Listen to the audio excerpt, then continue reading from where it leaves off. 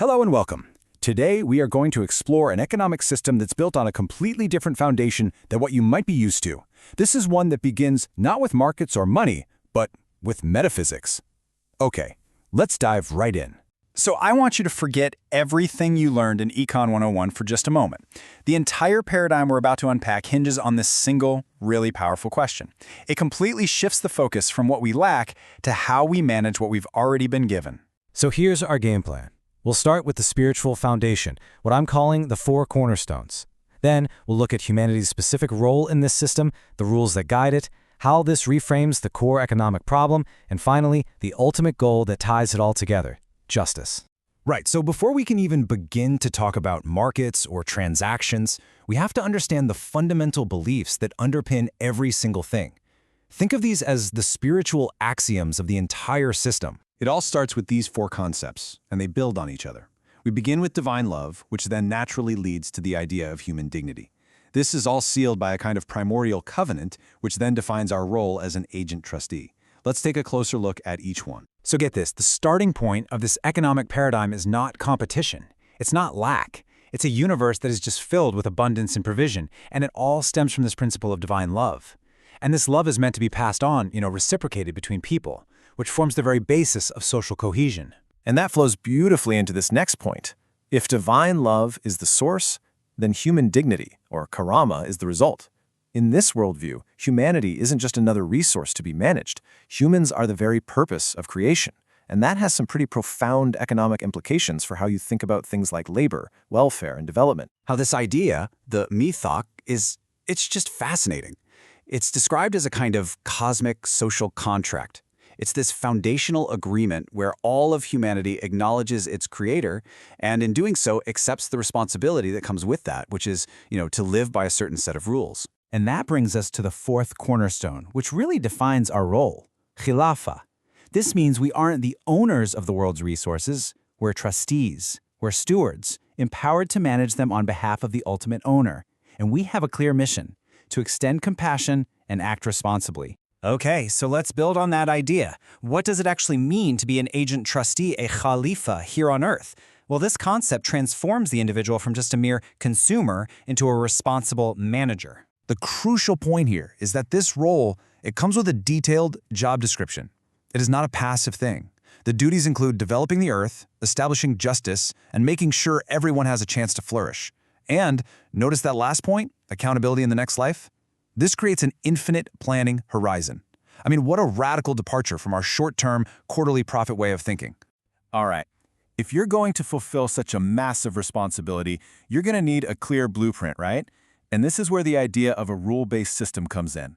It provides the structure society needs to function according to these principles. This blueprint is known as Sharia, and the word itself is so revealing. Sharia literally means the road or the path. So instead of thinking of it as just a set of prohibitions, it's really envisioned as a comprehensive guide, a roadmap designed to lead to a just and harmonious society. Now, what's really interesting here is how it shows that Sharia doesn't exist in a vacuum. It's one part of a three-legged stool, if you will. You've got Aqidah, the core faith.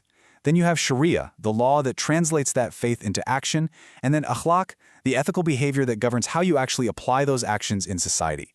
All three have to be there. So where do these rules come from? Well, the source distinguishes between two levels. You have the Quran, which provides the meta-framework. These are the big, timeless, universal principles.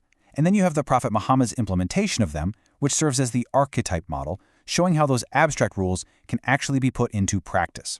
Okay, now that we have the foundation in place, let's see how this worldview completely turns the central problem of conventional economics on its head. This is really cool. This is the pivot. This is the big aha moment. Conventional economics starts with absolute scarcity and unlimited wants, but the Islamic paradigm says, hold on. The real problem isn't a lack of resources, it's their misdistribution. The issue isn't unlimited wants, it's unchecked greed and extravagance. The problem literally shifts from a physical limitation to a moral and behavioral one. And this redefines self-interest too. It's not ignored, not at all. It's seen as a powerful motivator, but it's channeled. It has to serve the broader social interest, and it's defined to include not just your temporary material gain, but also your eternal spiritual well-being. This logic extends to the very idea of rationality. In conventional economics, a rational actor uses their intellect to maximize personal utility, right? Well, here, rationality stems from akal, which is described as the intelligence of the heart. So the goal isn't just to get more stuff, it's to achieve the satisfaction of the creator by complying with the rules of the whole system. So if we follow this path, if we build on these foundations, where does it all lead? What is the single, non-negotiable objective of this entire economic framework? Well, the answer is justice. I mean, this prophetic saying just powerfully underscores the absolute centrality of justice. It's presented not just as some noble goal, but as the essential precondition for a stable and legitimate society.